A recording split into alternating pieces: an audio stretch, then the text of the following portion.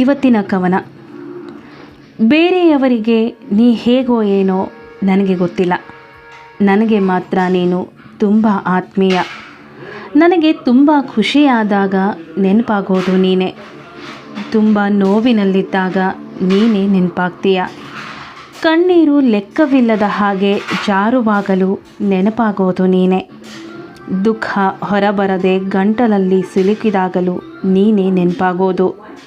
ಸಂತೋಷ ಚಿಲುಮೆ ಹಾಗೆ ಚಿಮ್ಮಿದಾಗಲೂ ನೀನೇ ನೆನಪಾಗೋದು. ಒಡಲಾಳದ ಕೋಪ ಜ್ವಾಲಾಮುಖಿಯ ಹಾಗೆ ಭುಗಿಲೆದ್ದಾಗಲೂ ಮೊದಲು ನೀನೇ ನೆನಪಿಗೆ ಬರುತ್ತೀಯ. ಭಾವನೆಗಳು ಮಂದಹಾಸ ಮೂಡಿಸಿದಾಗಲೂ ನೆನಪಿಗೆ ಬರೋದು ನೀನೇ. ಒಂದೇ ಅರ್ಥದಲ್ಲಿ ಹೇಳಿದರೆ ನೀನು ನನ್ನ ಉಸಿರು, ನನ್ನ ಹೆಸರು, ನನ್ನ ಪ್ರಾಣ, ನನ್ನ ಪ್ರೀತಿ. ಯಾರೇ ಬಿಟ್ಟು ಹೋದರೂ ನನ್ನ ಕೈಯಲ್ಲಿರುವುದು ನೀನು ಮಾತ್ರ. ನೀನೇ ಆ ಲೇಖನಿ ಮಾತ್ರ ನನ್ನ ಪ್ರೀತಿ.